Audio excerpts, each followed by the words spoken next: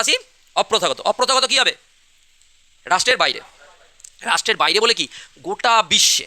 অপ্রথাগত মানে কি? গোটা বিশ্বে। এরা কার সাথে জড়িত? এটা কোনো একটা দেশের সাথে নয়, এটা গোটা বিশ্বে জড়িয়ে আছে মানুষের সাথে। কার সাথে? মানব জাতির সাথে। অপ্রথাগত নিরাপত্তা কার সাথে জড়িয়ে আছে? মানব জাতির সাথে। আজকে একটা তোদের এক্সাম্পল দিচ্ছি, সন্ত্রাসবাদ। অপ্রথাগত নিরাপত্তার একটা এক্সাম্পল হলো সন্ত্রাসবাদ। সন্ত্রাসবাদ ভাব কোনো একটা দেশে সীমাবদ্ধ? আইএসআইএস জঙ্গি সংগঠন কি শুধুমাত্র কি আমেরিকায় হামলা করবে? তাহলে এরা চারিদিকে, এদের কোনো একটা উদ্দেশ্য, সন্ত্রাসবাদী গোষ্ঠী কী করবে? কোনো একটা উদ্দেশ্যকে, রাজনৈতিক উদ্দেশ্যকে চরিতার্থ করার জন্য কিছু কয়েকটা দেশের মধ্যে রাখা আছে কিছু গোষ্ঠী, তাদেরকে দিয়ে কী করবে?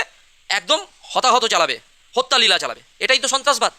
ক্লিয়ার হচ্ছে? তাহলে সন্ত্রাসবাদের যে সমস্যাটা, সেটা কি আমরা প্রথাগততে ধরবো না অপ্রথাগততে? কারণ এটা গোটা মানব জাতির, হিউম্যানিটির ওপর প্রভাব বিস্তার করে সন্ত্রাসবাদ, তাই না? বুঝতে পেরেছিস? আচ্ছা, আমি যদি বলি পরিবেশ দূষণ, বল পরিবেশ দূষণটা কিসের ওপর পড়বে? শুধু ভারতের ওপর? অপ্রথাগত। আজকে মহামারী, কোনো একটা ভাইরাস ঘটিত রোগ, সেটা কি প্রথাগত? কোভিড-19, বুঝতে পেরেছিস কি বললাম? ইবোলা ভাইরাস, এইচআইভি, বুঝতে পেরেছিস কি বললাম? যেগুলো ভাইরাস ঘটিত রোগ, সেগুলো হচ্ছে কি? অপ্রথাগত। বুঝতে পারছিস? ক্লিয়ার হচ্ছে? তাহলে প্রথাগত আর অপ্রথাগতর মধ্যে ক্লিয়ার হচ্ছে? অভিবাসন, অভিবাসনকে বলা মাইগ্রেশন। মাইগ্রেশন মানে কি বলতো? একটা দেশ থেকে অন্য, ওই যাযাবর বলতাম না আগে, একটা দেশ থেকে অন্য দেশে চলে যাওয়া। অভিবাসন মানে কি বলতো? অভিবাসন, অভিবাসন হচ্ছে দু টাইপের হয়। একটা হচ্ছে আমি স্বেচ্ছায়, আমার চাকরি সূত্রে বা আমি ভালো কাজের আশায় ভারত থেকে আমেরিকায় চলে গেলাম, না ডলারে টাকা ইনকাম করবো, তাহলে কি হয়ে যাবে? এটা হচ্ছে স্বেচ্ছায় যাচ্ছি, এটাকে মাইগ্রেশন বলা হয়। ক্লিয়ার হচ্ছে?